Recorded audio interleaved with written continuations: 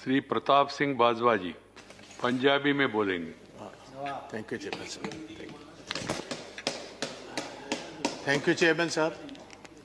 अज मैं विशेष तौर समुचे जगत दे विच जिहड़े साडे पंजाबी वीर पंजाबी दे विच एक अपने नुमाइंदे की गल सुनना चाहते हैं, उन्होंने संदेश हिंदुस्तान की पार्लीमेंट तो पंजाबी विच देना चाहना।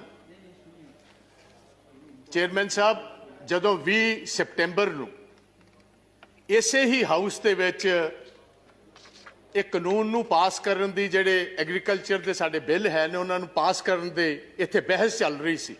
मैनूं मान है मेरी पार्टी इंडियन नैशनल कांग्रेस ने मैनूं मौका दिता एज ए लीड स्पीकर गल करन दा। मैं उस टाइम भी ये गल दा जिक्र कीता सी कि जिहड़े बिल ने एक किसानां दे डेथ दे वारंट्स ने ते कोई भी जिहड़ा हिंदुस्तान च रहन वाला मेरा वीर है वो किसानां दे डेथ वारंटां ते दस्तखत नहीं करेगा। तुसी वेखो, तुसी उदों गल नहीं मन्नी। साडा हक सी, सारी ओपोजिशन मंगदी सी कि बुनियादी हक जिहड़ा कॉन्स्टिट्यूशन ने दिता सानू डिवीजन दा इत्थे वोटिंग कराई जाए। तुहाडी उस टाइम भी जिहड़ी सरकार दी मंशा सी वो सही नहीं सी। तुसी धोखे दे नाल, तुसी धोखाधड़ी दे नाल जल्दी दे विच कानून बनाना चाहते सी, क्योंकि कुछ जिहड़े अमीर आदमी सी, वड्डे कॉरपोरेट हाउसेस सी, उन्होंने तुसी बेनिफिट देना चाहते सी। तुसी कहना सी कोरोना दे विच मैनूं हैरानी है, सारी दुनिया जूझ रही है कोरोना दे नाल, साडा देश जूझ रहा कोरोना नाल। 2 वक्त की रोटी गरीब लोगों को नहीं मिल रही। साडी माइग्रेंट लेबर बेचारी पैदल साइकिलों ते बिहार, उत्तराखंड, यूपी वाल जा रही है। गवर्नमेंट को कोई प्रबंध नहीं उन्होंने वापस कर लेंदा। उस टाइम एक चोर दरवाजे के जरिए, बैकडोर के जरिए ऑर्डिनेंसां दे रूप दे विच ये लैके आए। ये मैनूं पहले दसे सरकार ये ऑर्डिनेंसेस लियाउण दी लोड़ की सी। जे असीं 71 साल 72 साल इन्हां कानूनां दी इंतजार कर सकते सी ते 6 महीने होर क्यों नहीं सी कीती जा सकदी। इसे गल कारण अज मोदी साहब तुहाडी सरकार ते पंजाब दे, हरियाणे दे, वैस्टर्न यूपी दे, राजस्थान ते बाहर दे किसानां दा फेथ नहीं है, यकीन नहीं है। उन्होंने पता है चंद पूंजीपतियां दे बेनिफिट वास्ते कानून लेके आए ने, ये किसानां दे बेनिफिट वास्ते, किसानां दे हक दे कानून नहीं ने। एक होर मैं तुहानूं दसदा, मैं इस हाउस दे विच किसी पोलीटिकल पार्टी दे आज जिन्ने किसान यूनियंस बैठियां किसी लीडर दे कहण ते लोक नहीं आए। ये जन अंदोलन है। हर घर दे विच अपने आप लोगों ने अपने ट्रैक्टरों में डीजल पाया। हर पंजाब के किसान ने फी एकड़ 500 रुपया इकट्ठा करके ये सारे किसान यूनियन के लीडर्स नूं दिता। मैनूं अफसोस है इस हाउस च कहना पैंदा। मनोज जी, 1971 दे विच बांग्लादेश की लड़ाई दे विच असीं 93,000 पाकिस्तानियां नूं एज वॉर प्रिजनर्स लिया।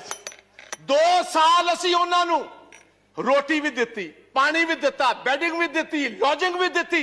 अज असीं अपने किसान वीरां नूं बिजली कट दी, अज असीं इंटरनेट कट दिता, असीं अज उन्हां तों पानी कट दिता, असीं उत्थे तवारा बार्ब्ड वायर्स ऐ लगा दित्तियां जिस 1960 दे विच बर्लिन वॉर बनाई जा रही है, एक वॉर प्रिजन बनाया जा रहा है। अफसोस ना कहना पैंदा है, दुनिया की सारे वड्डी डेमोक्रेसी है। ये चीज़ां अफगानिस्तान विच वेखियां सी, ये चीज़ां इराक दे विच सदाम हुसैन दे वेले वेखियां सी, ये लिबिया दे विच कर्नल गद्दाफी वेले वेखियां सी, ये युगांडा दे विच इदी मीन वेले वेखियां सी, ये महात्मा गांधी दे देश च कदी किसी ने सपने विच भी नहीं वेखियां जो साडे किसान वीरां नाल हो रहा। साडियां मातावां, साडियां भैणां, साडे बच्चियां समेत अज दिल्ली दे बार्डरां ते बैठियां ने। तुसीं उत्थे ਉਹ रूप दिता जिस तरह कॉन्सनट्रेशन कैंप्स नूं देना हुंदा। कल 12 पार्टियां दे लीडर गाजीपुर गए, पुलिस ने अंदर नहीं जान देते। किस किस्म दी democracy Hindustan. Parliament session in operation होए, तुसीं पार्लीमेंट लीडर्स नूं उत्थे जाण दी इजाजत ना दो। इहनूं असीं डेमोक्रेसी कहने। तुसीं कहंदे हो साडे ते विश्वास करो। मैं तुहानूं एक सवाल पूछना चाहना चेयरमैन साहब, तुहाडे जरिए सरकार नूं, तुहाडे एग्रीकल्चर मंत्री जी ने गल कही है 1.5 साल वास्ते असीं एक कानून राखवे रख देने, इन अबाइस च रख देने। मैनूं इस गल दा फर्क दसो। वापस लैन दे विच ते राखवे रखने च फर्क की है? मैं टेक्निकली ये बात पूछता हूं, अगर आप ये कानून को इन एम्बेलेंस रखते हो, उसका मतलब 1.5 साल के लिए ये कानून वापस हो गए। अगर ये वापस हो गए तो भैया क्या आप अकेला बूझ का सवाल बनाए बैठे हो कि किसान माफी मांगेगा तो तब हम मानेंगे? आप ये बात कहने को तैयार हो हम अपने इन कानून में तरमीम करने को तैयार है? ऐसी तरमीम करने तैयार होता मतलब है कानूना विच वड्डी कमी है। आपने खुद कबूल किया इसमें बहुत सारी कमी है। अगर कमी है तो वापस क्यों नहीं लेते? और मैं मोदी जी को यह गुजारिश करूंगा, मोदी साहब तुहाडी कांग्रेस के नाल ते कोई अदावत हो सकती है, तुहाडी ओपोजिशन पार्टियां नाल अदावत हो सकती है। हिंदुस्तान का किसान तो वह जिन्हें तुहानू वोटां पा के कामयाब किया, तुहाडी उहदे नाल की अदावत है? प्रधानमंत्री जी अज मौका है, दूजी वार तुसी प्रधानमंत्री बने हो, अज मौका स्टेट्समैन बनने का, स्टेट्समैन अज तुहाडे कोल मौका एक बार फिर सरदार पटेल वाली जगह लैन दा। वह भी गुजरात का एक पुत्र सी जिन्हों लोग वल्लभ भाई पटेल सरदार के टाइटल नाल जानते। अज तुहाडे कोल मौका है, आओ चलो, मैं तुहाडे नाल चलना, चलो सिंघू बॉर्डर। किसान जे तुहाडे नारे ना मारनगे को मैं तुहाडे बेनिफिट वास्ते लेके आया सी, जे तुसी नहीं कबूल दे, अगर आप समझते हो ये आपके हक के नहीं है, भाई मैं वापस लेता हूं। इसमें आपका बड़ापन होगा। दरिया दिली जो लीडर होता है वो उसका सीना भी उतना बड़ा होना चाहिए, दरिया दिल होना चाहिए उसको, दरिया दिली दिखाइए। आज आपको स्टेट्समैन बनने की जरूरत है, प्रधानमंत्री तो आप सेकंड टाइम बन गए। आज सारा देश इंतजार करता है कि मोदी साहब कब आएंगे। वो तो उमर साहब की बात पर यकीन नहीं करते।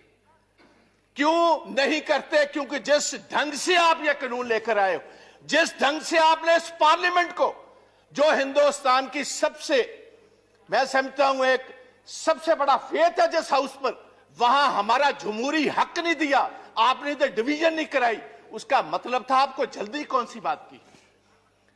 आप मैं अपने पंजाब स्टेट की गल करना, जहां साहब स्टैट्यूटरी बॉडी है तुहाडी जीएसटी, पिछले 10 महीनों का 8000 करोड़ रुपया पंजाब का इन्होंने नहीं दिता। तुहाडा फेथ असी किस तरह करिए, तुहाडा यकीन असी किस तरह करिए? रूरल डेवलपमेंट फंड पंजाब का आरडीएफ जो बुनियादी, क्योंकि जो फसल पंजाब की एजेंसी खरीदती है फूड कॉर्पोरेशन ऑफ इंडिया, हम क्योंकि अपने किसान को टैक्स नहीं करते, असी अपने किसान को टैक्स नहीं करते, ये लेवी जिहड़ी है स्टैट्यूटरी है गवर्नमेंट को देनी पाती है, साडा 3% तो घटा के 1% कर दिता। तुसी कहंदे हो पंजाब दे लोग तुहाडे ते फेथ कर, किस तरह फेथ कर? तुसी दुश्मना वाला काम साडे नाल कर रहे हो। मैं एक होर कहना चाहना इस हाउस दे विच, ये नवी हिस्टरी नहीं, गुलाम नबी आजाद साहब ने बहुत खूबसूरत ढंग नाल दस्सिया सी अंग्रेजां दे खिलाफ, ब्रिटिश गवर्नमेंट के खिलाफ। देवगौड़ा जी 6-7 बड़ी मूवमेंट हुई एग्रीकल्चर, जिसको लीड महात्मा गांधी वल्लभ भाई पटेल साहब करते रहे, और सभी जगह पर ब्रिटिश को अपना पैर पीछे खींचना पड़ा और जिम्मेदारों की बात माननी पड़ी। तो ये मैं गुजारिश करता हूं, पगड़ी संभाल जट्टा। आज से 100 साल पहले शहीद आजम भगत सिंह के ताया और उनके पिता ने यह आंदोलन शुरू किया था, और हमारे दीपेंद्र सिंह हुड्डा जो बैठे हैं, इनके ग्रेट ग्रैंडफादर, वो भी इस मूवमेंट में साथ है, चौधरी माथुराम जी। उस मूवमेंट में भी 3 कानून ही आए थे, जैसे अब 3 लेकर आए। 9 महीने मूवमेंट चली और अंग्रेजों को भी अपने घुटने टेकने पड़े, गोडे टेकने पे। मैं इस पवित्र सदन के विचों कहना चाहना, यही जिक्र सा सुखदेव सिंह ढींसा ने किया है। लाल किले दे उत्ते जो कुछ होया 26 जनवरी नूं, सानू बड़ा अफसोस, सानू बड़ा दुख है। As a Punjabi, as a Sikh, I condemn that whole incident what happened. सानू तुसी नैशनैलिटी ना सिखाओ। नेशनलिज्म साडा हर एक बच्चा हर महीने नेशनल फ्लैग में लिपटकर हर महीने पंजाब और हरियाणा का आता है। आप हमें नेशनलिज्म सिखाएंगे भाई? आप उनको खालिस्तानी कह रहे हो जो लाल किले की, क्योंकि बहुत सारे लोग हिस्ट्री नहीं जानते। हमारे 9वें गुरु तेग बहादुर महाराज, गुरु तेग बहादुर जी ने किसके लिए शहादत दी थी? उन्होंने शहादत दी कश्मीरी ब्राह्मण्स के लिए। कश्मीरी ब्राह्मण पंजाब में गुरु तेग बहादुर जी के पास आए कि औरंगजेब हर रोज जनायु उतारता है, तलवार के ताकत के साथ वो हमें कन्वर्ट करता है, हमारे धर्म को तब्दील करता है। आप इन पिटीशन हमारे साथ चाहिए। जैसे कोई वकील लेकर जाता है, वो इन पिटीशन लेकर औरंगजेब के पास आए और औरंगजेब ने इसी लाल किले से, जिसका आप जिक्र करते हो, इसी लाल किले से ये कहा जो पिटीशन लेकर आए इसका सर कलम कर दिया। वहां उनकी शहादत हुई और उनकी शहादत की याद में जो शीशगंज साहब, शीश कहते हैं गले को, उनकी याद में शीशगंज साहब गुरुद्वारा जो खड़ा है वो हमारे हिंदू ब्राह्मण कश्मीरियों की वजह से यह शहादत हुई। और आप हमें खालिस्तानी कहते हो। मेरे अपने पिता जो फॉर्मर मिनिस्टर थे, 5 लोगों के साथ पंजाब में 1987 में उनकी शहादत हुई। मेरे अपने बड़े भाई जो ब्रिगेडियर हैं इंडियन आर्मी के, retired, he was the one who was commanding the 192 mountain brigade, जिसने देश के लिए ये टाइगर हिल जीती। He was commanding 192 mountain brigade. आप हमें खालिस्तानी कहते हैं, आप हमें कहते हो एंटी नेशनलिस्ट हैं ये लोग।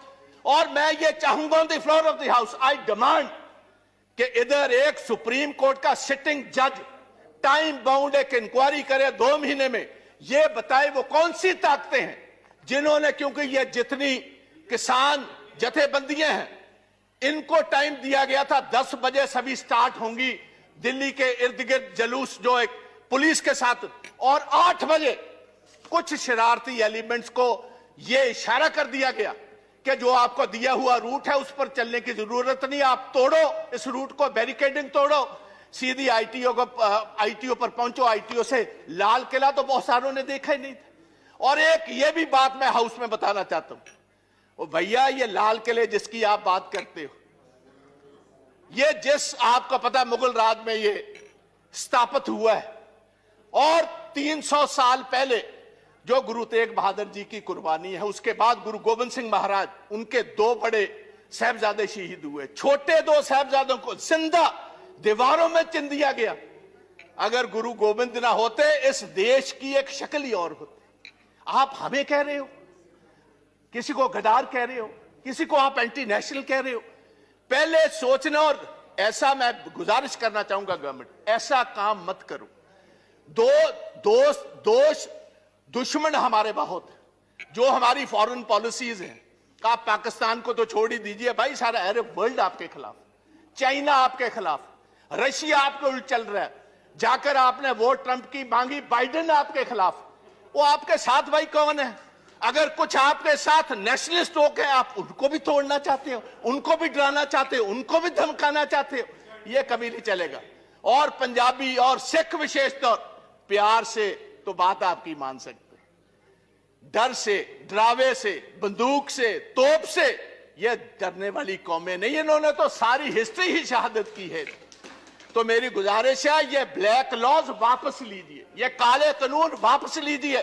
प्रधानमंत्री जी आप कहते हो मैं एक कॉल अवे हूं, भाई किसी के पास आपका नंबर है? किसके पास आपका नंबर है? आप क्यों नहीं इन किसान जथेबंदियों को, ये मेंबर्स ऑफ पार्लियामेंट, इनको साथ लेकर चलिए, हम चलते हैं आपके साथ। आओ आपके जय जयकार के वहां नारे लगवाएंगे। आप इन कानूनों को वापस लीजिए। आप 1.5 साल के बाद नए कानून लाइए, सिलेक्ट कमेटी में भेजिए। जितने स्टेक होल्डर्स हैं, किसान जथेबंदियां हैं, किसान हैं, मेंबर्स ऑफ पार्लियामेंट हैं, चीफ मिनिस्टर हैं, हमारे एग्रीकल्चर साइंटिस्ट हैं, उनको कहिए खेती के लिए, किसानों के लिए कौन सी सबसे बेहतरीन कानून है। कॉर्पोरेट्स के लिए नहीं, कॉर्पोरेट्स को हम बेनिफिट नहीं देंगे, हम किसानों के बेनिफिट के लिए कानून लाओ, हम आगे होकर आपकी मदद करेंगे। आओ एक नई इतिहास की सिर्जना करें। मैं इतना ही कहता हुआ लास्ट में जस्ट धन्यवाद प्लीज भारद्वाज जी। एक बस मैंने किसानों के लिए, पंजाब के किसानों के लिए एक छोटी सी कविता लिखी है, वो पढ़कर इजाजत ले लूंगा। कहते ने चीर देंदे ने पहाड़ हुंदा जिन्हां नूं जनून, रह के मंजिलां तो दूर किथे मिलदा है सुकून, हारदे नहीं हुंदे मर्द दलेर, बस हौसला बना के तुसी किसान वीरो रखियो, असी जितांगे जरूर जंग जारी रखियो, असी जितांगे जरूर जंग जारी रखियो। जय हिंद, जय Right. जवान जय किसान ਤੇ ਵਾਹਿਗੁਰੂ ਜੀ ਕਾ ਧੰਨਵਾਦ ਖਾਲਸਾ ਵਾਹਿਗੁਰੂ ਜੀ ਕੀ ਫਤਿਹ। ਪ੍ਰਤਾਪ ਸਿੰਘ ਬਾਜਵਾ ਜੀ ਤੁਸੀਂ ਆਪਣੀ ਭਾਸ਼ਾ ਵਿੱਚ ਬੋਲਿਆ ਧੰਨਵਾਦ। Your language hour language